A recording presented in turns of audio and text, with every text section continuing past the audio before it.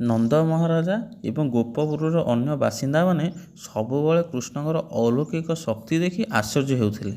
ସେମାନେ ଶାସ୍ତ୍ରରୁ ଶୁଣିଥିଲେ ଯେ ଭଗବାନଙ୍କର ଏକ ପରମ ଧାମ ଅଛି, ଯାହାର ନାମ ବୈକୁଣ୍ଠ, ଯେଉଁଠାରେ ଦୁଃଖ ବା ମୃତ୍ୟୁ ନାହିଁ। ସେମାନଙ୍କ ମନରେ ପ୍ରଶ୍ନ ଉଠିଲା, ଆମେ କ'ଣ କେବେ ସେହି ପବିତ୍ର ବୈକୁଣ୍ଠ ଦର୍ଶନ କରିପାରିବା? ଭଗବାନ ଶ୍ରୀକୃଷ୍ଣ ନିଜ ଭକ୍ତମାନଙ୍କର ଏହି ନିଷ୍କପଟ ଇଚ୍ଛା ବିଷୟରେ ଜାଣିପାରିଲେ। ସେ ସେମାନଙ୍କୁ ବୈକୁଣ୍ଠର ସେହି ପରମ ଆନନ୍ଦ ଦେଖାଇବାକୁ ସ୍ଥିର କଲେ। ଦିନେ କୃଷ୍ଣ ସମସ୍ତ ଗୋପବାସୀଙ୍କୁ ଯମୁନା ନଦୀର ଏକ ନିର୍ଦ୍ଦିଷ୍ଟ ହ୍ରଦ, ଯାହାକୁ ଅକ୍ରୁର ଘାଟ ବୋଲି କୁହାଯାଏ, ସେଠାକୁ ନେଇଗଲେ।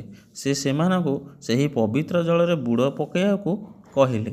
ଯେମିତି ବ୍ରଜବାସୀମାନେ ଜଳରେ ବୁଡ଼ ଦେଲେ ସେମାନଙ୍କ ଆଖି ଆଗରେ ଏକ ଅଲୌକିକ ଦୃଶ୍ୟ ପ୍ରକଟ ହେଲା।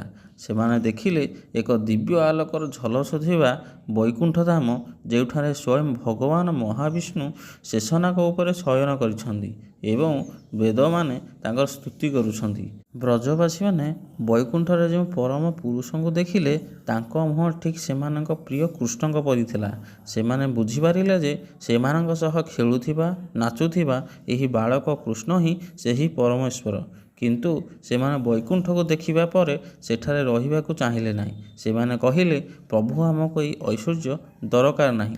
ଆମକୁ ଆମ ବୃନ୍ଦାବନ ଏବଂ ତୁମ ସହିତ ଖେଳିବା ହିଁ ସବୁଠାରୁ ବଡ଼ ସୁଖ।